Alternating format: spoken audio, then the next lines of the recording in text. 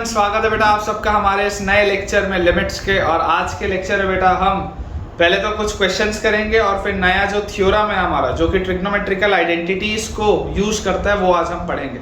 Last lecture में बेटा हमने सैंडविच थ्योरम पढ़ा था और उस पर बेस्ड हमने कुछ क्वेश्चंस भी किए थे। तो आज के लेक्चर में बेटा जो हम शुरुआत करेंगे वो पहले तो कुछ सवालों के साथ करेंगे और उसके बाद जैसा मैंने अभी आपको बताया जो ट्रिग्नोमेट्रिकल आइडेंटिटीज वाला एक पोर्शन है, ट्रिग्नोमेट्री का यूज करते हुए लिमिट्स कैसे सॉल्व किया जाता है, ये वाला बेटा पोर्शन हम आज करने वाले हैं। तो देखिए बेटा हमारे पास जो हमारा पहला सवाल है, आज का फर्स्ट क्वेश्चन है बेटा, अच्छा सवाल है ये, ध्यान से इसको देखिएगा। हमारे पास लिखा है if limit x approaches p, if limit x approaches p, greatest integer function of under root of 2 minus x plus under root of 1 plus x, greatest integer function of under root of 2 minus x plus under root of 1 plus x does not exist, ये exist नहीं करती बेटा limit. then the number of values of p is, then the number of values of p, is, है ना, ये क्या होगा, ये हमको बेटा सवाल है। और ये वाला फंक्शन जो है where this function is greatest integer function. Options बेटा मैं आपको दे देता हूँ। पहला ऑप्शन है 0, उसके बाद है 1, फिर है 2, फिर है आपके पास बेटा 3। ये तीन ऑप्शन है बेटा आपके पास, 0, 1, 2 एंड 3। हमें बोला जा रहा है कि if limit x approaches p, greatest integer of under root of 2 minus x plus under root of 1 plus x does not exist, ये लिमिट एग्जिस्ट नहीं करती। हमें कहा जा रहा है that limit, this limit is not existing। तो आपको बेटा ये बात समझने की जरूरत है कि यार ग्रेटेस्ट इंटीजर फंक्शन के अंदर मान लो x लिखा है, ग्रेटेस्ट इंटीजर फंक्शन के अंदर मान लो x लिखा है और लिखा है limit x approaches some a, limit x approaches some a, ऐसा मान लो आपको दिया हुआ है। तो अगर बेटा ये a इंटीजर नहीं है, अगर बेटा ये a इंटीजर नहीं है तो ये लिमिट तो हर बार एग्जिस्ट करेगी, चाहे आप राइट हैंड लिमिट निकालो चाहे लेफ्ट हैंड लिमिट निकालो, हमेशा ही पिछला वाला इंटीजर निकलेगा अगर a इंटीजर नहीं है तो। बट अगर बेटा a जो है वो एक इंटीजर की तरफ जा रहा है, अगर a एक इंटीजर है और आपके पास लिखा हुआ है limit x approaches a bracketed x, ये अगर आपके पास लिखा हुआ है, कंसेप्ट समझा रहा हूं बेटा आपको। अगर ये बेटा मेरे पास दिया हुआ है तो इसमें मुझे क्या चीज पता है, इसमें बेटा मुझे ये चीज पता है कि यार अगर ये x इंटीजर हुआ तो जब बेटा मैं राइट हैंड लिमिट निकालूंगा, राइट हैंड लिमिट, तो राइट हैंड लिमिट में मैं क्या बोलूंगा, x tends to a plus वाली में बात करूंगा राइट हैंड लिमिट में। तो a प्लस पे बेटा अगर हम बात करेंगे तो a प्लस का जब आप ब्रैकेटेड निकालोगे तो आंसर a निकलेगा, और जब आप बेटा a माइनस का ब्रैकेटेड निकालोगे तो आंसर a माइनस 1 निकलेगा। तो ये लिमिट एग्जिस्ट नहीं करी ना, राइट हैंड लिमिट और लेफ्ट हैंड लिमिट देखो दोनों अलग अलग है। सोच के देख, अगर बेटा ये अंदर वाली चीज एक इंटीजर हो गई, अगर ये अंदर वाली चीज एक इंटीजर हो गई तो प्रॉब्लम आ जाएगा। वही तो प्रॉब्लम से हमको बचना ना, क्योंकि इंटीजर से अगर आप बड़ा नंबर लोगे तो आंसर वही इंटीजर आएगा, और इंटीजर से अगर आप जस्ट छोटा नंबर लोगे तो पिछला वाला इंटीजर आंसर हो जाएगा। तो राइट हैंड लिमिट और लेफ्ट हैंड लिमिट सेम नहीं आएगी। लेकिन आप अगर कोई भी नॉन इंटीग्रल वैल्यू लेते हो, कोई भी आप ऐसी रियल वैल्यू लेते हो जो इंटीजर नहीं है, तो उसके राइट हैंड का भी और लेफ्ट हैंड का भी दोनों का ही आंसर इंटीजर ही आएगा और सेम आएगा।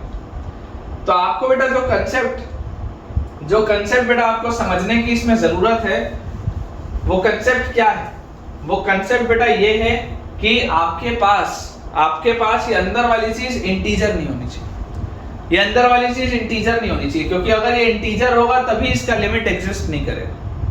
तो आप सबसे पहले देखिए कि अगर मैं इस अंदर वाली चीज को y मान लूं, under root of 2 minus x plus under root of 1 plus x, अगर बेटा मैं इसको y मान लूं, under root of 2 minus x plus under root of 1 plus x, if this is y, तो मुझे ये देखना है कि y कब इंटीजर हो रहा है, या y का रेंज क्या है, या y के रेंज में क्या कोई भी इंटीग्रल वैल्यू आ रही है या नहीं आ रही।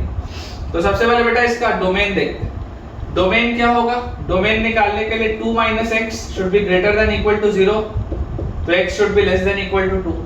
Similarly, 1 plus x should be greater than equal to 0, x should be greater than equal to -1. तो डोमेन क्या आ जा रही है बेटा, -1 से लेकर 2 तक आ जा रही है डोमेन, कि x जो है वो -1 या उससे बड़ा है लेकिन 2 या उससे छोटा है, यही तो आ रही है डोमेन, कि x जो है वो -1 या उससे तो बड़ा है लेकिन 2 या उससे छोटा है, दिस इज योर डोमेन। तो डोमेन तो बेटा फिक्स हो गई। अब बात करते हैं रेंज। तो आपको बेटा देखो, अभी ऑल्दो आपने ये चीज पढ़ी नहीं है इसलिए आपको ये समझ पाना थोड़ा सा मुश्किल होगा, लेकिन मैं समझाने की कोशिश करता हूँ। रेंज बेटा अगर आपको निकालनी है तो जनरली जब हमारे पास कोई भी एक कॉम्प्लेक्स फंक्शन होता है, समझिएगा ध्यान से, जब भी हमारे पास बेटा कोई भी एक डिफिकल्ट सा फंक्शन होता है तो हम हमेशा उसका डिफरेंशिएशन करके देखते हैं कि उसमें मैक्सिमा या मिनिमा कहां पर आ रहा है, हमेशा उसका हम डिफरेंशिएशन करके देखते हैं। क्योंकि चलो मान लो 1 सेकंड के लिए आप डिफरेंशिएशन नहीं भी करते, मान लो आपने 1 सेकंड के लिए डिफरेंशिएशन नहीं किया, आप देखो अगर आप -1 रखते हो, अगर आप -1 यहाँ पर रखते हो तो -1 रखने पर ये 0 हो गया और -1 रखने पर ये 3 हो गया, तो y की वैल्यू √3 आएगी -1 रखने पे एट x इक्वल टू -1। अच्छा अगर आप मान लो 2 रखते हो, अगर आप 2 रखते हो तो 2 रखने पर ये 0 हो गया, अगेन y की वैल्यू √3 आएगी एट x इक्वल टू 2। मतलब आपको ये चीज दिखाई दे रही है कि जो मेरा डोमेन है बेटा, ये जो डोमेन आ रहा है इस सवाल का, इस सवाल के डोमेन में दोनों ही बाउंड्री पॉइंट्स पे, ये जो दोनों मेरे बाउंड्री पॉइंट्स है, दोनों ही बाउंड्री पॉइंट्स पे y की सेम वैल्यू आ रही है, दोनों ही बाउंड्री पॉइंट्स पे बेटा y की सेम वैल्यू आ रही है। मतलब ये फंक्शन या तो कुछ ऐसा होगा या तो ये फंक्शन कुछ ऐसा होगा, या तो डिक्रीज होके इंक्रीज हो रहा होगा या इंक्रीज होके डिक्रीज हो रहा होगा, तभी तो दोनों एंड पॉइंट्स पे सेम वैल्यू आएगी। देखो इन दोनों में से ही तो कुछ ऐसा एक होगा, तभी तो एंड पॉइंट्स पे सेम वैल्यू आएगी, अदरवाइज कैसे आएगी, सोच के देखो अदरवाइज कैसे आएगी बेटा। तो समझने की देखिए कोशिश अपन करते हैं कि किस तरीके का इसका ग्राफ होना चाहिए, ये सब मैं आपको सिखाऊंगा बेटा, ये सब मैं आपको प्लेइंग विद ग्राफ्स में सिखाऊंगा कि ग्राफ्स के साथ खेला कैसे जाता है ना। जैसे जैसे हम आगे बढ़ते जाएंगे कैलकुलस में, मैं आपको वैसे वैसे बेटा बहुत सारी चीजें करना सिखाऊंगा, पर समय लगेगा, है ना, समय लगेगा। देखिए आप बेटा इसका अगर डिफरेंशिएशन करेंगे, y डैश अगर आप निकालेंगे बेटा, तो y डैश क्या आ जाएगा, 1/2 √2 - x, और यहाँ पे भी एक माइनस साइन आ जाएगा, ठीक है, डिफरेंशिएशन करना आता है आपको। और यहाँ पर बेटा अगर आप देखेंगे 1 + x का, तो +1/2 √1 + x, ये आएगा डिफरेंशिएशन पर। और अगर बेटा मैक्सिमा या मिनिमा, हमें पता है कि किसी भी ग्राफ का मिनिमम या मैक्सिमम कैसे निकाला जाता है, किसी भी ग्राफ का मिनिमम या मैक्सिमम निकालते हैं उसको 0 से इक्वेट करके, किसी भी ग्राफ का मिनिमम या मैक्सिमम निकाला जाता है उसको 0 से इक्वेट करके। तो हमें ये देखने की जरूरत है कि क्या y डैश कभी 0 हो रहा है क्या। तो यहाँ से बेटा आपके पास आ गया 1/2 √1 + x is equal to 1/2 √2 - x।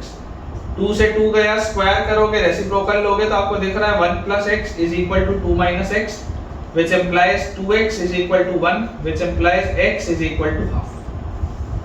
ये आपको दिखाई दे रहा है कि x equal to half पे कुछ हरकत हो रही है। क्या x equal to half इसके बीच में आता है क्या, बिल्कुल आता है। तो मुझे क्लियर हो गया कि x equal to half पे आइदर मिनिमा होगा या मैक्सिमा होगा, क्या होगा मेरे को नहीं पता, पर या तो मिनिमा होगा या तो मैक्सिमा होगा, ये बात श्योर है। आप बच्चों देखो हाफ रख के देखो, आप अगर x की वैल्यू हाफ रखोगे तो y की वैल्यू क्या आएगी, हाफ रखते ही √2 - हाफ √3/2 प्लस हाफ रखते हैं, यहां पर भी क्या आ जाएगा √3/2। तो √3/2 प्लस √3/2 क्या होता है, ट्वाइस ऑफ √3/2, ये इससे कटेगा, √6 आएगा बेटा, देखो √6 आएगा सॉल्व होके at x equal to half. कैसे x इक्वल टू हाफ निकाला, तो डिफरेंशिएशन करके निकाला। डिफरेंशिएशन क्यों किया, क्योंकि डिफरेंशिएशन करने से मुझको पता चलता है कि मिनिमा आ रहा है या मैक्सिमा आ रहा है, मेरा ग्राफ कहीं घूम रहा है या नहीं घूम रहा है, ये बात पता चलती है, ठीक है क्या। इसे बेटा थोड़ा सा अपन क्लियर कर लेते हैं। तो जनरली देखिए, जनरली इस तरीके के बेटा जो ग्राफ होते हैं, है ना, अभी डबल डिफरेंशिएशन करके भी आप देख सकते हैं कि इंक्रीज होगा फिर डिक्रीज होगा, लेकिन जनरली फिलहाल के लिए आप मेरी बात समझ के मान सकते हैं कि यार बाउंड्री पॉइंट्स पे √3 मिल रहा है वैल्यू, बीच में एक जगह मैक्सिमा मिल रहा है √6, क्योंकि √6 जो है वो √3 से बड़ा है। मतलब इसका ग्राफ कुछ इस तरीके का होना चाहिए, इसका ग्राफ बेटा कुछ इस तरीके का आना चाहिए। ठीक है क्या? ये वाला बेटा देखो, ये वाला जो पॉइंट होगा आपके पास, ये वाला जो हमारे पास बेटा पॉइंट आएगा, this will be corresponding to y equal to √3, और ये जो मैक्सिमा वाला बेटा हमारे पास पॉइंट आएगा, this will be corresponding to y is equal to √6। √3 से √6 तक मेरा ग्राफ है, और x की वैल्यू देखो कहां से कहां चल रही है, x की वैल्यू बेटा चल रही है -1 से लेकर 2 तक, मतलब ये वाली लाइन होगी x इक्वल टू -1 की, तो ये अपना एक्सेस मान लेते हैं और ऐसा एक्सेस मान लेते हैं, ठीक है?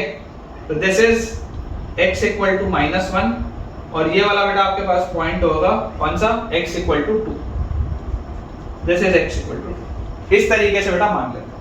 इसको अगर आप चाहो तो थोड़ा और स्केल के हिसाब से देखो बना सकते हो, कोई दिक्कत की बात नहीं। थोड़ा सा इसको हम और अच्छे से बना लेते हैं, ऐसा बना लेते हैं यहाँ से, ठीक है ना? ये -1 आ गया, ये 0 आ गया, यहाँ पर कहीं पर 1 होगा और फिर वो 2 होगा। इस तरीके से होगा हमारे पास -1 से 2, और -1 से 2 में हमारा ग्राफ इस तरीके से मूव हो रहा है। देखो आप 0 पे भी चाहो तो रख के देख सकते हो। 0 पर इसकी वैल्यू क्या आएगी, √2 + 1। 0 पे इसकी वैल्यू आएगी √2 + 1, ठीक है ना? This value will be √2 + 1। लिखने की जरूरत नहीं है, बस समझ सकते हो आप देख के। Maximum is √6, minimum is √3। अब अगर बेटा ये मेरे पास ग्राफ आ गया, तो जरा मुझे आप सोच कर बताइएगा कि यार इंटीग्रल वैल्यू कोई आ रही है क्या? √3 से लेकर √6 के बीच में कोई इंटीग्रल वैल्यू है क्या? देखो √3 क्या होता है, √3 होता है 1.732 के आसपास। √6 क्या होता है, √6, तो √6 को बेटा आप बोल सकते हो √2 × √3, है ना? √6 को आप बोल सकते हो √2 × √3, मतलब 1.4 × 1.7, ठीक है ना? 1.4 × 1.7 के आसपास बेटा आप करोगे, आपको ये बात समझ में आनी चाहिए कि ये जो होगा ये आपका 2.88 के आसपास होगा, कुछ 2.88 के आसपास होगा अंदाजे से। या तो इसको ऐसे भी देखो, समझ सकते हो कि यार √3 है, √6 है, बीच में √4 भी तो आएगा, बीच में √4 भी तो आएगा, तो √4 जो होगा वो क्या होगा, 2 होगा। तो इसकी वैल्यू देखो, अगर यहाँ पर √6 है तो ये देखो ये 0 है, ये √3 है, ये √6 है, यहाँ पर कहीं पे इसकी वैल्यू 2 होगी, ये बात तो मानते हो? देख लो आप ध्यान से, यहाँ पर बेटा ये 0 है, ये देखो ये आपके पास y एक्सिस बनी हुई है, ये वाली लाइन y इक्वल टू √3 की है, ये वाली लाइन y इक्वल टू √6 की है, तो इनके बीच में कहीं पर तो आएगा ना 2 का पॉइंट, इनके बीच में बेटा कहीं पर तो आएगा 2 का पॉइंट। और अगर ये 2 का पॉइंट आएगा तो आप मुझे जरा सोच कर बताइएगा कि ये जो y इक्वल टू 2 वाली सॉलिड लाइन देखो मैं बना रहा हूँ, ये सॉलिड लाइन, ये y इक्वल टू 2 वाली जो सॉलिड लाइन, ये सॉलिड लाइन मेरे ग्राफ को कितने दफा कट कर रही है? देखो दो जगह बेटा कट रहे हैं, 2 जगह बेटा मेरा ग्राफ कट रहा है। एक ये वाले पॉइंट पे कैंसिल आउट हो रहा है, एक ये वाले पॉइंट पे कैंसिल आउट हो रहा है, मतलब कि x की 2 वैल्यूज के लिए, x की कोई 2 वैल्यूज के लिए, कौन सी 2 वैल्यूज होंगी मेरे को नहीं पता, कौन सी 2 वैल्यूज होंगी मेरे को नहीं पता, लेकिन x की कोई 2 वैल्यूज के लिए बेटा, x की कोई 2 वैल्यूज के लिए आपको दिखाई दे रहा है कि यार ये वाला जो ग्राफ है वो इंटीग्रल वैल्यूज लेगा। ये अंदर वाली जो पूरी चीज है, ये अंदर वाली बेटा जो पूरी चीज है, ये अंदर वाली चीज की वैल्यू 2 आएगी, अंदर वाली पूरी चीज की वैल्यू 2 आएगी, और कितनी बार आएगी? 2 बार। x की किन्हीं 2 वैल्यूज पे, जो ये लिखा हुआ है ना x टेंड्स टू p, तो ऐसी 2 वैल्यूज हैं बेटा, ऐसी 2 वैल्यूज हैं जब ये अंदर वाला पूरा जो फंक्शन है वो 2 की वैल्यू लेगा, वो 2 की वैल्यू लेगा, क्योंकि इसकी वैल्यू √3 से लेकर √6 के बीच में मूव हो रही है, तो बीच में 2 आएगा, और 2 कितनी बार आएगा? 2 बार आएगा, x की किन्हीं 2 वैल्यूज के लिए। तो कितनी p की वैल्यूज पॉसिबल है बेटा? p 2 वैल्यूज ले सकता है, p कोई 2 वैल्यूज ले सकता है, कौन कौन सी एग्जैक्टली वो वैल्यूज होंगी मुझे नहीं पता। क्या लिखा हुआ है? Then the number of values of p, number of values of p, p की कितनी वैल्यूज ऐसी हो सकती है?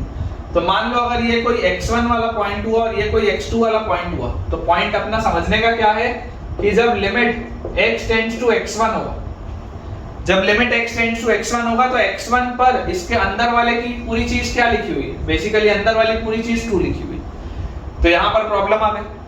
x1 रखते ही अंदर वाली पूरी चीज क्या हो जाएगी? 2 हो जाएगी बेटा। ये जो 2 मैंने लिखा है ना, this is basically √2 - x1 + √1 + x1।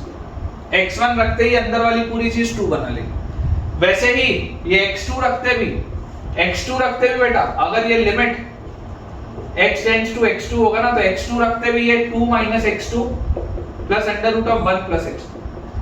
तो x1 और x2 दोनों पर ही बेटा अंदर वाली जो पूरी फंक्शन है उसकी वैल्यू 2 होगी, जो कि एक इंटीजर है। और हमें पता है कि ग्रेटेस्ट इंटीजर फंक्शन पे जब आप लिमिट लेते हैं तो वो लिमिट नॉन एग्जिस्टेंट बेटा कब होती है, जब अंदर वाली चीज कोई इंटीजर हो। बहुत इंपॉर्टेंट कंसेप्ट, ठीक है। तो पर्टिकुलरली यार ये वाला सवाल आपको कैसा लगा है बेटा, आप मुझे जरूर बताइएगा, ठीक है ना। कमेंट्स में बेटा आप बताइएगा कि यार ये सवाल आपको अच्छा लगा या नहीं लगा, क्योंकि मेरे हिसाब से तो ये सवाल बहुत अच्छा है ना। It is one of the very finest questions, जो कि यार आपके बहुत सारे कंसेप्ट्स को चेक करता है। इस एक सवाल को बनाने के लिए आपको ग्राफ खींचना भी आना चाहिए, आपको लिमिट्स भी पता होनी चाहिए, आपको ग्रेटेस्ट इंटीजर फंक्शन भी पता होना चाहिए। बहुत सारी चीजें बेटा जो आपके क्लियर होनी चाहिए, तब जाके कहीं आपसे ये वाला सवाल बन पाएगा।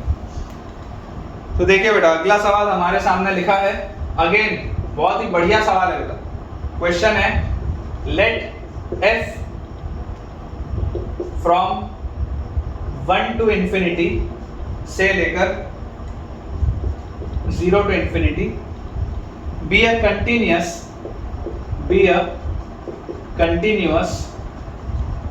decreasing function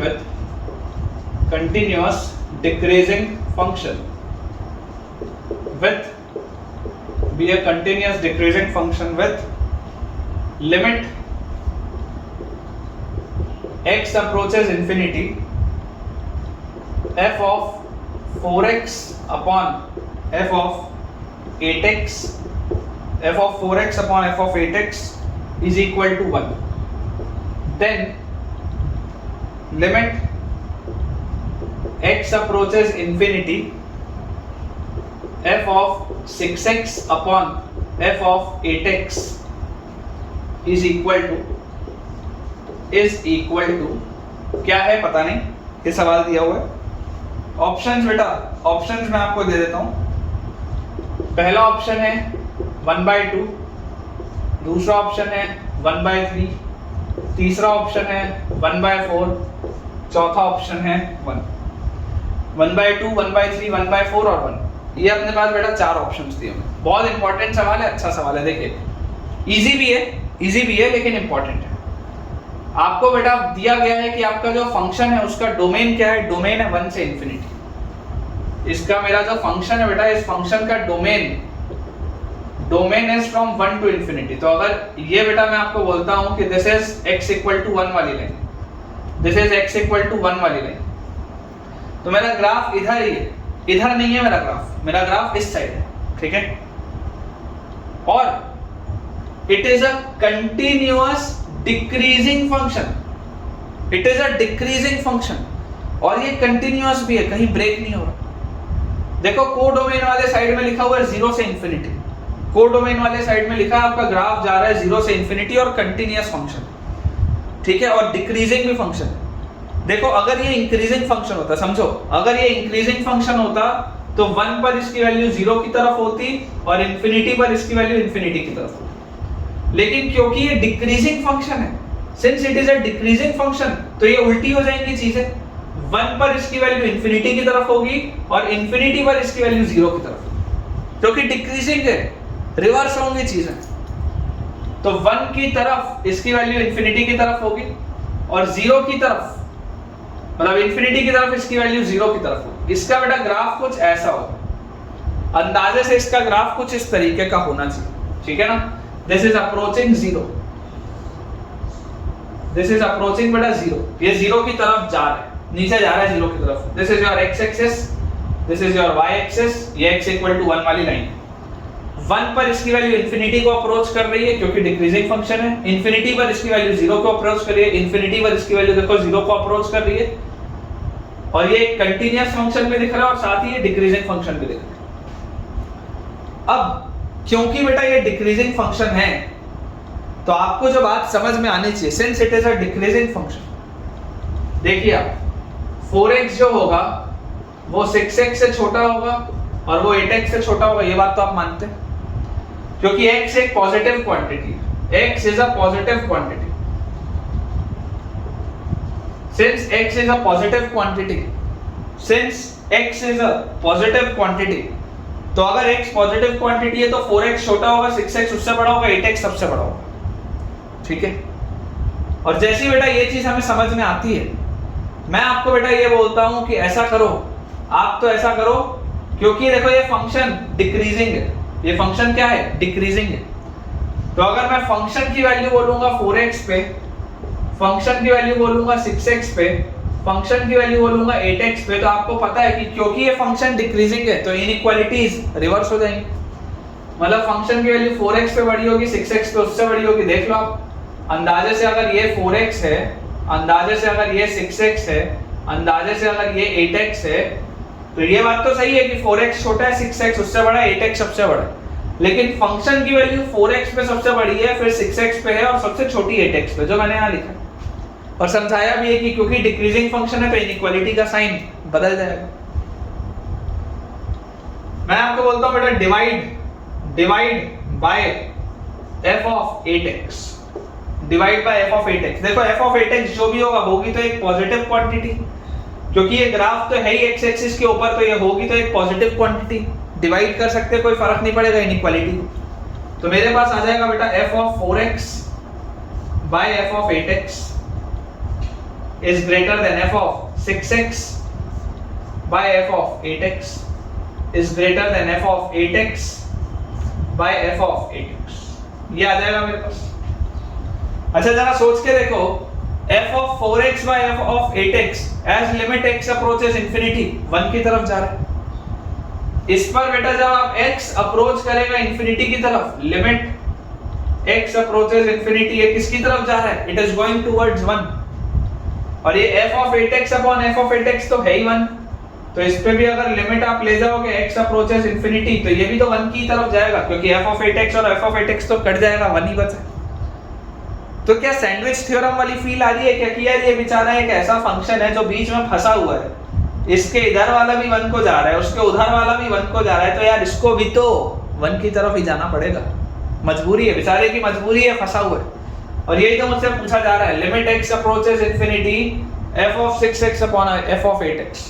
तो बेटा f of 6x upon f of 8x पर जब आप लिमिट लेके जाओगे as x approaches infinity, तो answer will be 1, answer will be 1 using sandwich theorem. क्या इस्तेमाल हमने बेटा करते हुए किया है, this is using sandwich theorem. Clear है क्या, बताइए कमेंट से बेटा बिल्कुल बताइएगा क्लियर है या नहीं, कि सैंडविच थ्योरम का इस्तेमाल करते हुए, सैंडविच थ्योरम का इस्तेमाल करते हुए आप इसे सॉल्व कर सकते हैं बेटा, ठीक है ना।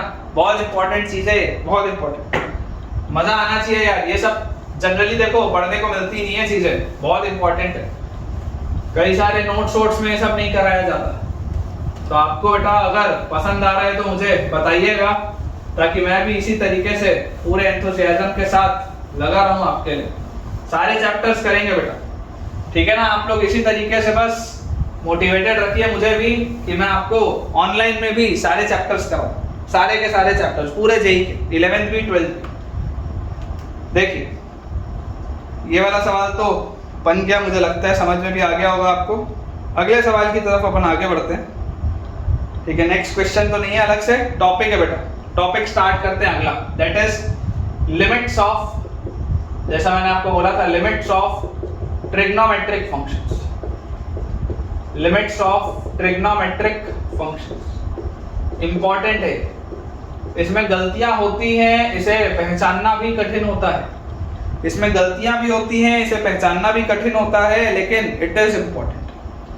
पहला बेटा जो नोट पॉइंट है आपके लिए, first note point, if x is small, if x is small and it is measured in radians,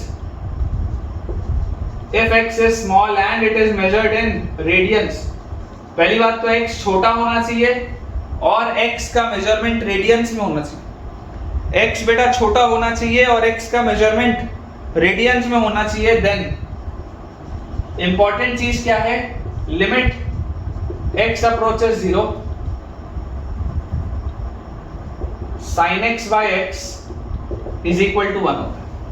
limit x approaches 0 sin x by x 1 होता है। यही चीज x बाय sin x में भी होती है। Limit x approaches 0 x by sin x में भी यही मिलता है हमको। Limit x approaches 0 x cosec x में भी यही मिलता है हमको। ठीक है, सब में बेटा सेम मिलता है, सब में ही हमको सेम मिलता है। sin x बाय x में भी 1 मिलता है, x बाय sin x में भी 1 मिलता है, x कोसेक x में भी 1 मिलता है।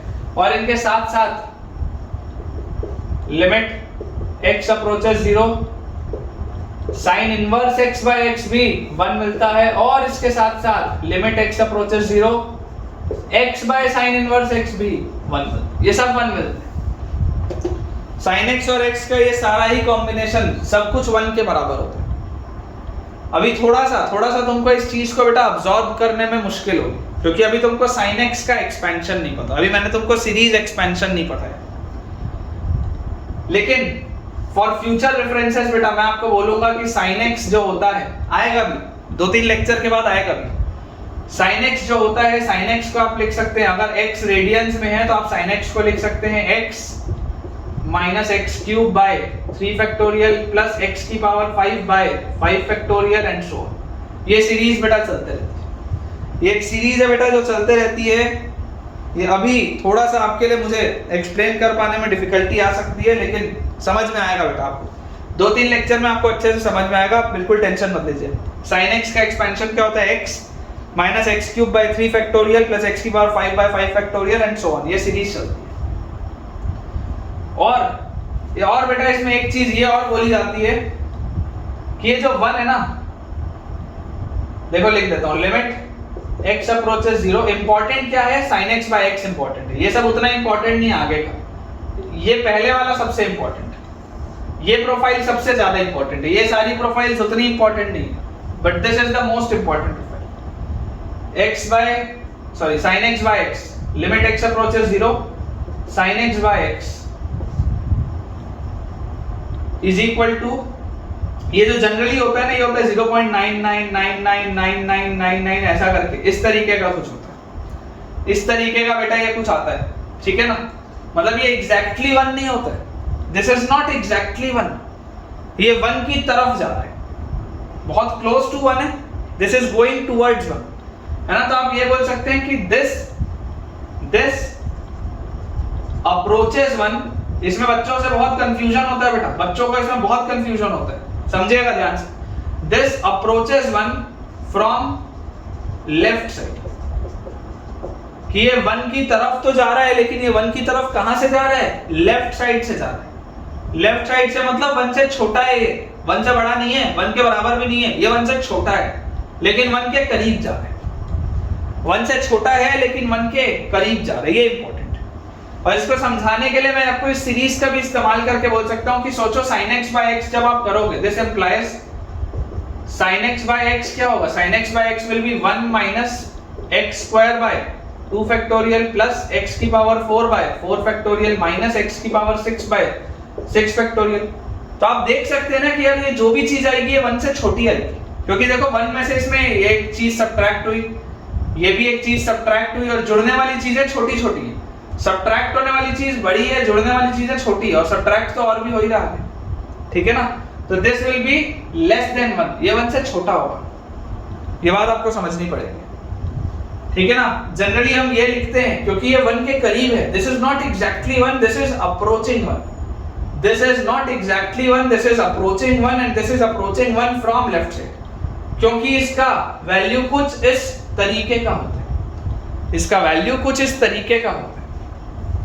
ये बहुत ही शानदार वाले सवालों में इस्तेमाल आता है, अदरवाइज तो यही चलता है हर जगह, अदरवाइज हर जगह यही चलता है बेटा। लेकिन कैसे शानदार वाले सवालों में इसका यूज आता है, देखो मान लो मैं आपको बोल दूं, मान लो बेटा मैं आपको एक सवाल दे दूं कि limit x approaches 0 bracketed of sin x by x। मान लीजिए मैंने आपको ये सवाल दिया, limit x approaches 0 bracketed of sin x by x। अब इसका आप आंसर बेटा 1 नहीं बोल सकते, this is not 1, this is not 1, ये 1 है, ये 1 होता है, बट दिस इज नॉट 1। क्योंकि ये जो sin x, देखो इसको हमने 1 माना है, इसको हमने 1 माना है, लेकिन एग्जैक्टली ये क्या था, ये इधर पे था। इसको बेटा हमने 1 माना है, लेकिन ये जो sin x by x है, sin x by x इस तरीके का होता है, sin x by x इस तरीके का होता है। sin x by x 1 को अप्रोच कर रहा है, इस पूरी चीज को आपने 1 कहा है, this is considered to be 1। ये पूरी चीज sin x by x का limit is considered to be 1। लेकिन आप ये जो sin x by x बोलोगे ना, sin x by x, this is not 1, this is approaching 1। ये जो अभी मैं आपको बोल रहा था, जो अभी आपको 2 मिनट पहले बोल रहा था कि this is not 1, this is approaching 1। ये 1 को अप्रोच कर रहा है बेटा, ये 1 को अप्रोच कर रहा है, देखो ये 1 को अप्रोच कर रहा है। लेकिन इस पूरे की वैल्यू, जैसे आपने इसमें लिमिट लगाई, इस पूरे की वैल्यू 1 हो गई। ये हमने 1 माना है, ये हमने 1 माना है कि limit x approaches 0 sin x by x, इस पूरे को हमने 1 दिया हुआ है एज अ रूल। लेकिन अगर आप एग्जैक्टली सिर्फ sin x by x को देखोगे, सिर्फ इसको, अगर आप सिर्फ इसको पकड़ के चलोगे, ये 1 नहीं है भाई, ये 1 नहीं है, ये 1 को अप्रोच कर रहा है। ये जो है दिस इज अप्रोचिंग 1, ये 1 को अप्रोच कर रहा है, this is not 1, this is approaching 1।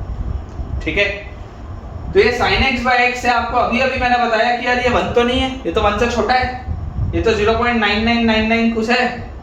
तो ये 0.9999 कुछ वाले का तो ब्रैकेटेड क्या होगा, 0 होगा। और इसका अगर ब्रैकेटेड 0 होगा तो ये तो बेसिकली ऐसा लिखा हुआ है, लिमिट x अप्रोचेस 0, और ये तो 0 लिखा हुआ है। तो इसका आंसर तो क्या आएगा, 0 आएगा इसका आंसर, 1 थोड़ा ना आएगा। अगर ब्रैकेटेड फंक्शन यहां लग गया तो इसका आंसर तो 0 हो जाएगा। क्यों? क्योंकि sin x by x 1 थोड़ा ना होता है, sin x by x 1 के करीब होता है, लेफ्ट साइड से 1 के करीब होता है, 1 नहीं होता। 1 एग्जैक्टली 1 क्या होता है, एग्जैक्टली 1 ये चीज होती है कि जब हम sin x by x की लिमिट निकालते हैं 0 पे, उसको हम एग्जैक्टली 1 बोलते हैं। लेकिन अकेले sin x by x को मैं 1 नहीं बोलता, मैं बोलता हूं कि वो 1 से छोटा है, 1 की तरफ है लेकिन 1 से छोटा है। तो ये तो बेटा आपके पास आंसर आ गया 0, क्योंकि ये जो चीज थी अंदर वाली चीज बेटा 1 से छोटी है, उसका ब्रैकेटेड लेंगे 0 आएगा, और लिमिट 0 पे लगाओगे तो आंसर 0 ही मिलेगा। लेकिन अगर मान लो सवाल होता limit x approaches 0 sin x by x और पूरे का ब्रैकेटेड, ये होता पूरे का ब्रैकेटेड, तो अब तुम क्या बोलोगे कि साहब इसका आंसर 1 आएगा, इसका आंसर 1 आएगा। क्यों? क्योंकि sin x by x पर जब मैं लिमिट लगा देता हूं, sin x by x पर जब मैं लिमिट लगा देता हूं तो वो तो यार बराबर 1 होता है, ये तो एग्जैक्ट 1 होता है। sin x by x पर जब मैं लिमिट लगा देता हूं तो ये तो मस्त एकदम बराबर 1 होता है, तो 1 का ब्रैकेटेड तो 1 ही आएगा। ठीक है क्या, बोलो 1 का ब्रैकेटेड तो बेटा 1 ही आएगा आपके पास। इसको समझाने का एक तरीका LH रूल से भी होता है, जिसको एल हॉस्पिटल रूल या लॉपिटल रूल भी बोलते हैं, लेकिन वो अभी आया नहीं, वो जब आएगा तब मैं उसको उससे भी बताऊंगा, है ना। इस चीज को बेटा आप मुझे याद दिलाइएगा कि मुझे इस चीज को लॉपिटल रूल से भी आपको बताना है, एल हॉस्पिटल रूल से, लेकिन अभी आया नहीं है तो उसकी जरूरत नहीं। ठीक है, तो यार ये वाली चीज तो अपन ने आपको बता दी। अब मैं देख लेता हूं और मुझे आपको क्या बताना है इसमें। ठीक, इसको बेटा क्लियर कर दें। ये वाली चीज आपको समझ में आनी चाहिए, sin x by x वाली प्रोफाइल। इंपॉर्टेंट क्या है, इंपॉर्टेंट ये है कि sin x by x वाली जो प्रोफाइल होती है वो 1 की करीब जाती है, और ये 1 के करीब कहां से जाती है, लेफ्ट साइड से जाती है ना, ये 1 की तरफ जाती है लेफ्ट साइड से। अब हम देखते हैं अपनी अगली प्रोफाइल। ये जो मैंने अभी आपको बेटा जो चीज कराई, उसको कराने का एक ज्योमेट्रिकल प्रूफ भी है ना। अगर आप कमेंट में बोलोगे तो मैं अगले लेक्चर में आपको ज्योमेट्रिकल प्रूफ भी इसका करा दूंगा। ये तो अभी मैंने आपको अलजेब्रिक प्रूफ बताया एक्सपेंशन लिख के, अगर आप बोलोगे बेटा तो इसका मैं आपको ज्योमेट्रिकल प्रूफ भी अगले लेक्चर में दे दूंगा, लेकिन उसके लिए आपको मुझे कमेंट से बताना पड़ेगा कि आपको ज्योमेट्रिकल प्रूफ भी चाहिए। हालांकि ज्योमेट्रिकल प्रूफ का कोई काम नहीं है। ठीक है, अगली बेटा हमारे पास प्रोफाइल है limit x approaches 0 tan x by x, limit x approaches 0 tan x by x। इसका भी आंसर क्या होता है बेटा, 1 होता है। और सेम आंसर मिलेगा limit x approaches 0 x by tan x का भी सेम आंसर बेटा मिलेगा, limit x approaches 0 x cot x का भी। ठीक है, सेम आंसर बेटा आपको मिलेगा limit x approaches 0 tan inverse x by x का भी। सेम आंसर मिलेगा limit x approaches 0 x by tan inverse x। सबका आंसर सेम मिलेगा बेटा, सबका आंसर सेम मिलेगा। लेकिन इसके लिए इसमें बेटा मैं आपको एक होमवर्क दूंगा कि आप होमवर्क में मुझे बताइएगा tan x का एक्सपेंशन क्या है, tan x का एक्सपेंशन क्या है, ये आपके लिए होमवर्क है। अगले लेक्चर में तो मैं आपको बताऊंगा ही, लेकिन आप इसे होमवर्क के रूप में रखिएगा, मुझे कमेंट से बताइएगा कि tan x का एक्सपेंशन आपके हिसाब से क्या है, गूगल करके देखिएगा।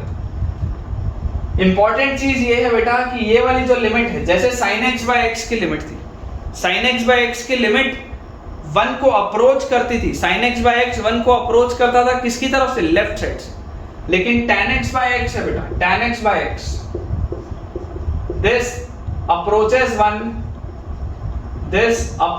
1 from right hand side, ये तो राइट साइड से आता है, मतलब ये जो होगा दिस विल बी अप्रोक्सीमेटली 1.000000000000001 ऐसा कुछ होगा, एकदम छोटा सा क्वांटिटी होगा, 1 से थोड़ा सा ही बड़ा होगा, ठीक है ना, 1 से एकदम थोड़ा सा ही बड़ा होगा बेटा ये, लेकिन ये 1 से बड़ी क्वांटिटी है, ये 1 के करीब है, ये 1 के करीब है, लेकिन ये 1 के राइट साइड से करीब है, sin x by x 1 के लेफ्ट साइड से करीब थी, ठीक है ना। ये चीज बेटा अपने को समझ में आनी चाहिए, इस चीज में बच्चों हमको कोई भी डाउट नहीं होना चाहिए, ठीक है, इंपॉर्टेंट है बेटा ये चीज समझ पाना। अब जैसे देखिए मैं आपको एक सिंपल सा एक एग्जांपल लेता हूं, मान लो बेटा मैं आपको लिख दूं limit x approaches 0 bracketed of x by tan x, मान लो मैं ये bracketed of x by tan x, इसका क्या आंसर होगा। तो कई सारे बच्चे फ्लो में इसका आंसर मुझे बोल देंगे कि सर इसका आंसर तो 1 होगा, बट इसका आंसर 0 है। क्यों 0 है, क्योंकि बेटा tan x by x 1 से बड़ा था, tan x by x 1 से बड़ा था, x by tan x तो 1 से छोटा होगा, sin x by x 1 से छोटा था, लेकिन x by sin x 1 से बड़ा होगा। सोचो ध्यान से, sin x by x 1 से छोटा था तो x by sin x 1 से बड़ा होगा, उसका रेसिप्रोकल 1 से बड़ा होगा। Similarly tan x by x बेटा 1 से बड़ा है तो x by tan x 1 से छोटा होगा, थोड़ा सा छोटा होगा लेकिन छोटा होगा।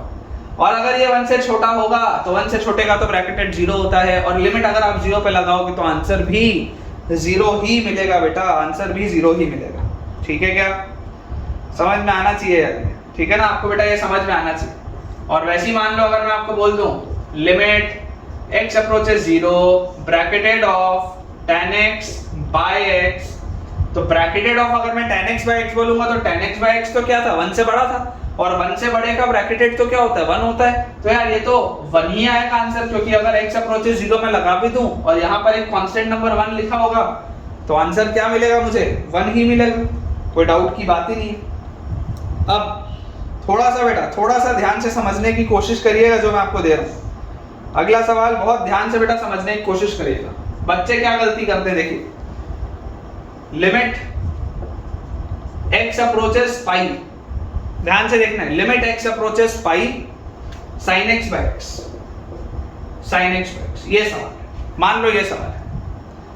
बच्चा पता है क्या करता है, बच्चा ये करता है कि उसने sin x by x देखा और उसके दिमाग में 1 आ जाता है, ऐसा चमत्कार हुआ, घंटियां बजी मंदिर में और प्रकट हो गया 1, ये बच्चे करते हैं, sin x by x देखते ही 1। भाई साहब sin x by x हर समय 1 नहीं होता, देखो बाहर कुत्ते भी भौंकने लग गए जैसे मैंने बोला था, sin x by x 1 नहीं होता, sin x by x is not 1, limit, उस पर लिमिट क्या लग रही है पहले ये तो देखो, वो इनडिटरमिनेट फॉर्म में जा भी रहा है या नहीं पहले ये तो देखो। जब x 0 को अप्रोच करता है, फिर से सुनो, जब x 0 को अप्रोच करता है तब sin x by x जो होता है वो 1 के पास जाता है, लेकिन अगर x बेटा पाई को अप्रोच कर रहा है तो क्या ये एक इंडिटरमिनेट फॉर्म है भी क्या, sin पाई क्या होता है, sin पाई होता है 0, नीचे लिखा है पाई, is 0 by pi an indeterminate form, it is not, this is not an indeterminate form। इसका आंसर तो बढ़िया सा मस्त 0 आएगा निकल के, बढ़िया सा बेटा 0 आएगा इसका आंसर तो, क्योंकि 0 by pi तो इंडिटरमिनेट फॉर्म है ही नहीं। सिमिलरली बेटा देखिए सवाल, limit x approaches infinity sin x by x, चलो ये सवाल है, limit x approaches infinity sin x by x, तुम इसका आंसर 1 नहीं बोल सकते, यू कैन नॉट से आंसर 1 ऑल द टाइम, आपको देखना पड़ेगा कि x किसकी तरफ जा रहा है, क्या x 0 की तरफ जा रहा है, क्या नहीं जा रहा। तो अगर x 0 की तरफ नहीं जा रहा है तो x तो कहाँ जा रहा है, इन्फिनिटी की तरफ जा रहा है। अब इन्फिनिटी की अगर तरफ जा रहा है तो ये मेरे पास लिखा हुआ है sine of infinity upon infinity, ये लिखा हुआ है। अच्छा, साइन ऑफ इन्फिनिटी क्या होता है, क्या होता है साइन ऑफ इन्फिनिटी? भाई साहब साइन तो हमेशा ही -1 से 1 के बीच में होता है। साइन तो बेचारा मजबूर है, साइन तो मजबूर है -1 से 1 के बीच में, ना आगे से कहीं से जा सकता है ना पीछे कोई वैल्यू ले सकता है। साइन एक्स, ये जो साइन है, साइन वाला फंक्शन तो बेचारा फंसा हुआ है 1 और -1 के बीच में। तो बेटा ये तो एक छोटा सा कांस्टेंट नंबर है और नीचे है इन्फिनिटी, बहुत बड़ा नंबर, नीचे है इन्फिनिटी। तो भाई साहब ये पूरा आंसर क्या होगा, 0 की तरफ जाएगा ना। अरे नीचे बहुत बड़ा नंबर है, ऊपर छोटा सा कांस्टेंट नंबर है, आंसर तो 0 की तरफ जाएगा, 1 थोड़ा ना होगा आंसर। सोचिए अगेन, अगला सवाल देखिए, limit x approaches π/2 sin x/x। मान लो ये सवाल, तुम आंसर 1 नहीं दे सकते, मैं बार बार बोल रहा हूं, आंख बंद करके ये मत सोचो कि sin x/x देखा और 1 लिखा, ऐसा नहीं है। अगर बेटा ये sin x/x लिखा और x इज अप्रोचिंग π/2, x 0 को अप्रोच नहीं कर रहा, x इज अप्रोचिंग π/2, तो क्या ये इंडिटरमिनेट फॉर्म है भी या नहीं? ये तो है ही नहीं इंडिटरमिनेट फॉर्म, क्योंकि sin π/2 1 होता है और नीचे है π/2 और 1/π/2 होता है बेटा 2/π, तो इसका आंसर तो सिंपल सा 2/π है, कोई प्रॉब्लम ही नहीं है बेटा, आंसर सिंपल सा 2/π है, there is no problem at all. ठीक है, देखिए अगला सवाल बेटा, अगला सवाल करते हैं, उसके बाद अपन कुछ स्टैंडर्ड क्वेश्चंस देखेंगे, है ना। इजी जाएगा, आपको मैं क्वेश्चन देता हूं, फिर कुछ स्टैंडर्ड क्वेश्चंस और करवाऊंगा, बहुत मजा आएगा बेटा, आपको बहुत मजा आएगा। बोर्ड अपना अपन क्लियर कर लेते हैं जल्दी से। मुझे लगता है कि लिमिट्स पे मैं बहुत टाइम दे रहा हूं बेटा, लेकिन मेरा पर्सनली बेटा जो सोचना है, मेरा पर्सनली ये सोचना है कि यार भले हमें किसी भी चैप्टर में 4 लेक्चर 5 लेक्चर 6 लेक्चर ज्यादा लग जाए, भले हमारा सिलेबस थोड़ा सा बाकियों के कंपैरिजन में लेट खत्म हो, एग्जाम के ऑफ कोर्स पहले ही खत्म होगा, लेकिन हम सारी चीजें ढंग से पढ़ें। हमें हड़बड़ी नहीं होनी चाहिए कि यार ये भी कर लो, ऐसा नहीं है। हम सारी चीजें ढंग से पढ़ें ताकि पेपर में हमारे बढ़िया मार्क्स आए, ठीक है ना। पेपर में अच्छे मार्क्स आना ही में, जो चैप्टर आता हो वो बढ़िया से आता हो, उसमें सब कुछ आता हो, हमारा पर्पस बेटा ये है। देख सवाल लिखा हुआ है इवैल्यूएट, क्या इवैल्यूएट करना है मुझे? Limit x approaches 0 bracketed 1 into sin x/x plus bracketed 2 into sin x/x plus bracketed 3 into sin x/x, and इस तरीके से ये सीरीज चल रही है, ब्रैकेटेड 101 into sin x/x। ये लिखा है बेटा मेरे पास, ये चीज मेरे पास लिखी हुई है, ठीक है ना। आप सोचिए 1 मिनट, तब तक हम इंक भर लेते हैं बेटा जल्दी से, ठीक है। उसके बाद आपके लिए इसको सॉल्व करते हैं, आप भी सोचिए 2 मिनट इसको अच्छे से बेटा। देखो बेटा, देखो ध्यान से समझने की कोशिश करो। आपको बोला हुआ है कि इस पूरे पे आपके पास बेटा लिमिट लगी हुई है व्हेन x अप्रोचेस 0। अब आपको पता है कि ये जो sin x/x की प्रोफाइल होती है, ये जो sin x/x होता है बेटा, ये sin x/x, देखो ये लिमिट बाहर है, ब्रैकेटेड इनमें लगा है। ये जो sin x/x होता है ना, ये यार ये 1 से थोड़ा सा छोटा होता है, एकदम थोड़ा सा, ठीक है। ये जो होता है ये 1 से एकदम थोड़ा सा छोटा होता है, एकदम स्मॉल होता है 1 से, ये 1 से एकदम स्मॉल होता है बेटा। ये भी जो 1 से एकदम स्मॉल होता है, ये हमको पता होना चाहिए, ये हमको क्लियर होना चाहिए। अच्छा, 1 से छोटी सी क्वांटिटी मल्टीप्लाइड बाय 1 का ब्रैकेटेड तो 0 आएगा। अच्छा, 1 से छोटी सी क्वांटिटी मल्टीप्लाइड बाय 2 का मल्टीप्लिकेशन किससे है? 1 से एकदम छोटी सी क्वांटिटी का, तो इसका जब आप ब्रैकेटेड करोगे, सोचो ध्यान से, अगर ये 1 होता, अगर ये बराबर 1 होता और यहां मैं 2 करता, तो ये पूरी चीज अंदर वाली 2 होती, लेकिन क्योंकि ये वाली चीज 1 से थोड़ी सी छोटी है, तो ये वाली भी पूरी चीज, ये अंदर वाली पूरी चीज 2 से थोड़ी सी छोटी होगी। भैया अगर ये 1 से थोड़ा सा छोटा है, मल्टीप्लाई कर रहा हूं 2 से, तो ओवरऑल पूरी चीज 2 से थोड़ी सी छोटी होगी, और अगर ये 2 से थोड़ी सी छोटी होगी तो उसका ब्रैकेटेड क्या आएगा? 1। अच्छा ये 1 से थोड़ा सा छोटा मल्टीप्लाइड बाय 3, तो ये अंदर वाली पूरी चीज 3 से थोड़ी सी छोटी का ब्रैकेटेड क्या आएगा 2। और सेम कंसेप्ट से लास्ट में देखो, ये 1 से थोड़ा सा छोटा मल्टीप्लाइड बाय 101, 101, तो ये जो पूरी चीज होगी ये 101 से थोड़ी सी छोटी होगी, तो 101 से अगर थोड़ी सी छोटी होगी तो उसका ब्रैकेटेड 100। तो भाई साहब ये लिखा क्या हुआ है, ये तो मस्त सी अपनी सीरीज लिखी हुई है। देखो देखो ध्यान से, अंदर सारे कांस्टेंट नंबर लिखे हैं, बाहर बेचारे को लिखे रहने तो लिमिट x अप्रोचेस 0, क्या दिक्कत है। अच्छा 0 से 100 तक का सम, 1 से लेकर 100 तक 50-50, क्या आंसर आ गया 50-50। बाहर लिमिट x अप्रोचेस 0, क्या फर्क पड़ रहा है, आंसर तो वही आएगा 50-50। क्लियर है क्या, बोलो, समझ में आना चाहिए यार। ठीक है, बहुत ही बढ़िया है बेटा, ये बहुत ही बढ़िया कंसेप्ट है। चलिए इसको बेटा क्लियर करते हैं, अगले सवाल की तरफ अप्रोच करते हैं। ये कुछ स्टैंडर्ड रूल्स हैं बेटा, इन पे क्वेश्चन प्रैक्टिस तो मैं करवाऊंगा ही करवाऊंगा आपको, लेकिन ये कुछ स्टैंडर्ड रूल्स हैं जो हमको पता होने चाहिए, है ना। अगला जो रिजल्ट है वो भी एज अ स्टैंडर्ड रिजल्ट आपको याद रखना है, limit x approaches 0 1 minus cos x by x, limit x approaches 0 1 minus cos x by x। पहला ऑप्शन है 0, दूसरा ऑप्शन है 1, तीसरा ऑप्शन है -1, चौथा ऑप्शन है 2। ये बेटा 4 ऑप्शंस है। ये रिजल्ट मेरे को याद रखना है, this has to be remembered, चाहो तो स्टार मार लो, ये याद होना चाहिए रिजल्ट। अच्छा 1 माइनस cos x क्या होता है, what is 1 minus cos x। तो मैं आपको बोलूंगा यार 1 माइनस cos x जब भी लिमिट्स में देखो ना, लिमिट्स में 1 माइनस cos x, क्योंकि लिमिट से बेटा आपको एक बात पता होनी चाहिए कि sin x by x एक बहुत बढ़िया सी सुंदर सी प्रोफाइल होती है। sin x by x is a beautiful profile जिसका आंसर 1 के करीब आता है मैक्सिमम टाइम्स। मैं आपको बेटा ये बोलूंगा कि इस 1 माइनस cos x को देखते ही, इस 1 माइनस cos x को देखते ही दिमाग में ख्याल आना चाहिए कि काश एक 1 प्लस cos x यहाँ और होता तो मुझे मजा ही आ जाता। क्या ख्याल आना चाहिए कि काश एक 1 प्लस cos x और होता तो मुझे मजा ही आ जाता।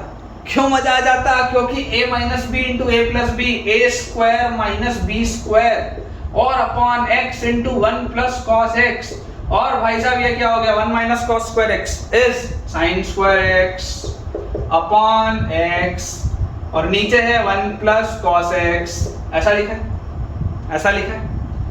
और इसके आगे क्या लिखा हुआ है बोलो, लिमिट x अप्रोचेस 0। इंपॉर्टेंट क्या है, इंपॉर्टेंट ये ऑब्जर्वेशन है कि 1 माइनस cos x के साथ जब मैं 1 प्लस cos x की पेयरिंग करता हूं तो यार ये sin स्क्वायर x ना प्रकट हो जाता है अचानक से, ये इंपॉर्टेंट। अब देखो आपको बेटा पता है कि आप इसको लिख सकते हैं limit x approaches 0, sin square x में से एक sin x निकाल लो बाहर, इसको इस x को दे दो multiplied by limit x approaches 0। ये फंडामेंटल थ्योरम में मैंने बताया है, limit fx multiplied by limit gx बताया है ये मैंने, ठीक है ना। तो this can be written as sin x by 1 plus cos x, देख लो ऐसा आप लिख सकते हो। ये sin x sin square x है, x into 1 plus cos x, वही चीज लिखी है मैंने, सिर्फ लिमिट्स को बांटा है। और कैसे बांटा है मैंने कि मेरे को ये sin x by x की प्रोफाइल मिल जाए। अब देखो limit x approaches 0 sin x by x, ये तो सुंदर सा मान होता है, कोई दिक्कत ही नहीं है इसमें, ये तो किनारे हटा लो इसको। तो अब इधर देखो क्या इंडिटरमिनेट फॉर्म बचा भी है या नहीं, क्योंकि इंडिटरमिनेट फॉर्म तो यहाँ था, इंडिटरमिनेट फॉर्म यहाँ था क्योंकि जब x 0 की तरफ जा रहा था तो ये ऊपर वाली चीज 0 हो रही थी, नीचे वाली चीज 0 हो रही थी, 0 by 0 का फॉर्म था जो कि इंडिटरमिनेट था।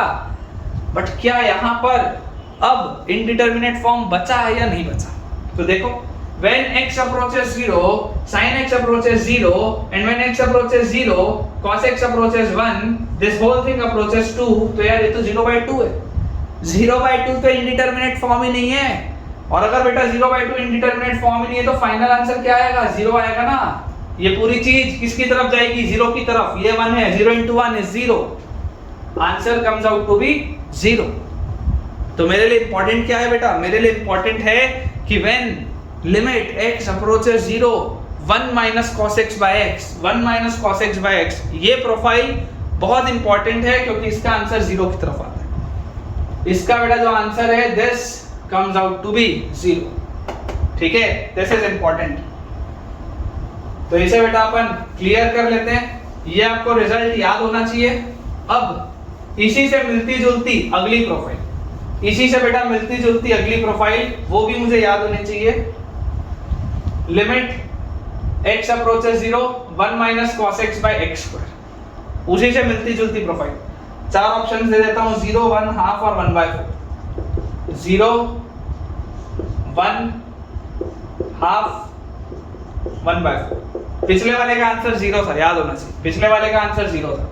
देखो अभी भी अगर आप x को 0 की तरफ अप्रोच कराओगे तो 0/0 का इंडिटरमिनेट फॉर्म तो है, लेकिन बेटा मैंने आपको क्या बताया, मैंने आपको ये चीज बताई है कि यार 1 माइनस cos x को देखते ही मेरे मन में ये ख्याल आना चाहिए कि काश एक 1 प्लस cos x और होता तो मजा आ जाता। दो मेथड से बताता हूं। पहला मेथड 1, ठीक है। मेथड 1 क्या है कि यार इस 1 minus cos x upon x square में एक 1 प्लस cos x भी आ जाए, नीचे भी एक 1 प्लस cos x लिख लेते हैं, तो मेरे पास आ जाएगा 1 minus cos x into 1 plus cos x is 1 minus cos square x, जिसको कि मैं डायरेक्टली लिख लेता हूं sin square x upon x square 1 plus cos x।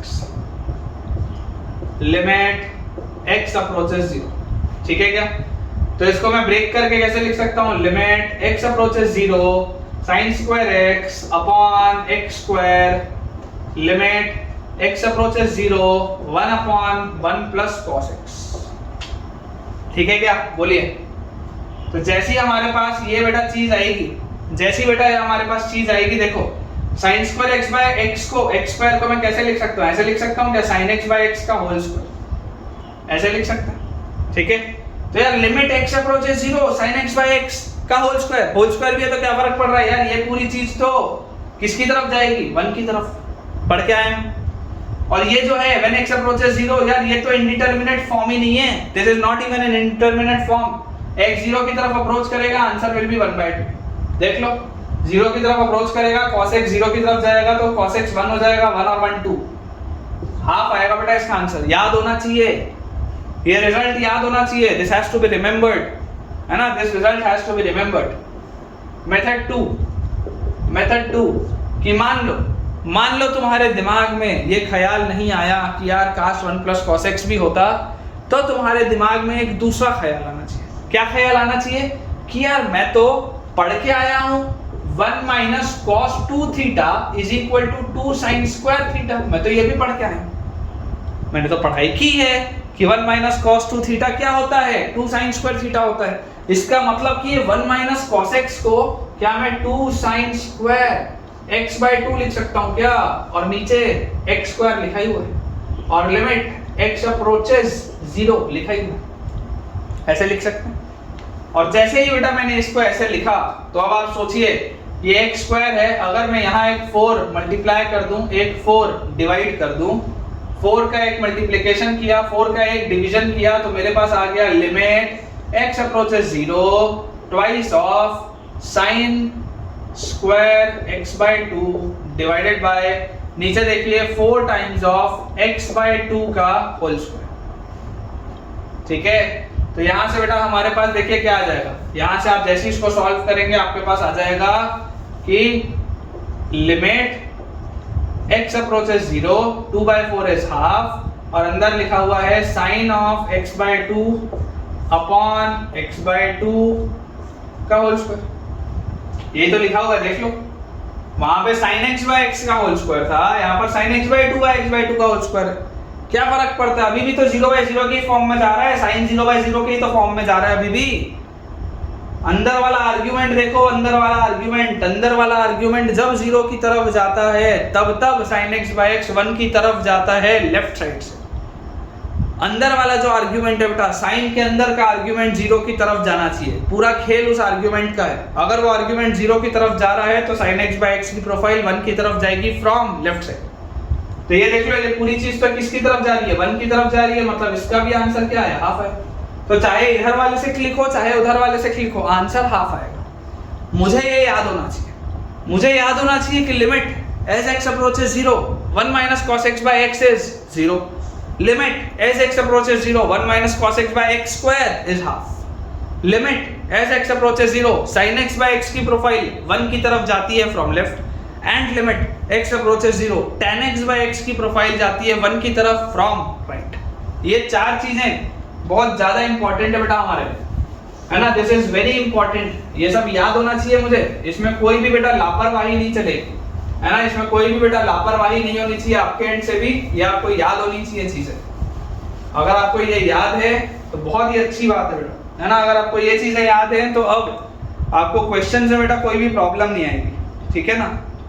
मैं आपको बहुत सारे बेटा सवाल कराऊंगा, मतलब हमारा अगला जो पूरा लेक्चर होगा आप बोलोगे तो मैं उसमें ही डेडिकेट भी करूंगा अगला हमारा पूरा का पूरा लेक्चर। इसमें आपको बेटा एक एक्सपेंशन और पता होना चाहिए, जैसे tan x का तो मैंने आपको होमवर्क में दिया है, sin x का मैंने आपको लिखाया ही है, x minus x cube by 3 factorial plus x की पावर 5 बाई 5 फैक्टोरियल। उसी तरीके से cos x का बेटा जो एक्सपेंशन होता है, एक्सपेंशन ऑफ cos x, वो होता है बेटा 1 minus x square by 2 factorial plus x की power 4 by 4 factorial minus x की power 6 by 6 factorial and so on. ये बेटा एक्सपेंशन होता है किसका? This is the expansion of cos x, ठीक है ना। This is the expansion of cos x। तो इसके भी आप बेटा देखिए थ्रू समझ सकते हैं कि 1 minus cos x by x अगर आप लिखते हैं तो आप बेसिकली क्या लिखते हैं, 1 माइनस cos x को आप क्या लिखते हैं, 1 minus x square by 2 factorial plus x की power 4 by 4 factorial and so on, और अपॉन x आप लिखते हैं। देखिए 1 से 1 जाता, और उसके बाद x से अगर आप एक एक x काट भी देते, अगर बेटा आप x से एक एक x काट भी देते, तब भी जब आप लिमिट लगाते हैं x अप्रोचेस 0 तो देखो ये पूरे आंसर क्या आते हैं, 0 आते हैं। और अगर x स्क्वायर होता नीचे, अगर नीचे बेटा x स्क्वायर होता तो x स्क्वायर वाले को देखो अगर मैं काट भी देता तो ये x स्क्वायर वाला टर्म पूरा कट जाता, लेकिन यहाँ पर तो फिर भी x स्क्वायर मिलता मुझे, तो माइनस ऑफ माइनस ये प्लस 1/2 आ जाता आंसर, ये वाला minus of minus plus 1/2 answer आ जाता इस केस में। और आगे वाले सारे टर्म्स है x अप्रोचेस 0 सब 0 हो जाते। तो आपको बेटा जिस भी मेथड से याद हो, एक्सपेंशन से याद हो कि नॉर्मली ट्रिग्नोमेट्री के कांसेप्ट से याद हो कि हम फ्यूचर में पढ़कर जब एल हॉस्पिटल रूल पढ़ेंगे उससे याद हो, तुम्हें जिस भी मेथड से याद हो, पर्पस ये है कि तुम्हें चीज याद होनी चाहिए, ठीक है ना। पर्पस बेटा यही है कि आपको चीज याद होनी चाहिए। तो आज के लिए बेटा हम इतना ही रखेंगे, आज का लेक्चर मैं इतने पे ही एंड करूंगा। मैंने आपको काम की ट्रिग्नोमेट्रिकल जो भी लिमिट्स होती हैं वो बता दी हैं। नेक्स्ट लेक्चर बेटा जो पूरा का पूरा लेक्चर होगा अगला, उसमें सिर्फ हम ट्रिग्नोमेट्रिकल आइडेंटिटीज, ट्रिग्नोमेट्रिकल लिमिट्स पर बेस्ड ही सवाल बनाएंगे। अगला पूरा लेक्चर ही उस पर बेस्ड होगा, जो कि बहुत एक इंपॉर्टेंट लेक्चर होगा और वो आपको जरूर देखना चाहिए। तो अगर आपको आज का लेक्चर पसंद आया है तो वीडियो को लाइक करना, चैनल को सब्सक्राइब करना और अपने दोस्तों के साथ इस चैनल को शेयर करना बिल्कुल भी ना भूलें। और इसी तरीके से मुझे मोटिवेटेड रखिए अपने बहुत अच्छे और प्यारे कमेंट्स के साथ। सारे ही बच्चे जो भी स्टूडेंट्स हमारे नए हैं बेटा, डिस्क्रिप्शन में आपको टेलीग्राम चैनल का लिंक दिख रहा होगा, उसे ज्वाइन करिए ताकि आपको भी सारे अपडेट्स मिल पाएँ लेक्चर्स के, होमवर्क के लिए प्रैक्टिस शीट्स भी मिल पाएँ। और वहाँ से बेटा मेरी टेलीग्राम की आईडी का यूज़ करते हुए आप मुझे डाउट्स भी डायरेक्टली बेटा पोस्ट कर सकते हैं उसमें। चाहे तो आप यूट्यूब में कमेंट्स में पूछ सकते हैं, चाहे तो आप टेलीग्राम में भी मुझे डाउट्स अपने पोस्ट कर सकते हैं। पर्पस ये है कि आपके सारे के सारे डाउट्स जल्दी से जल्दी क्लियर हों और आपका सिलेक्शन इंश्योर हो। Thank you.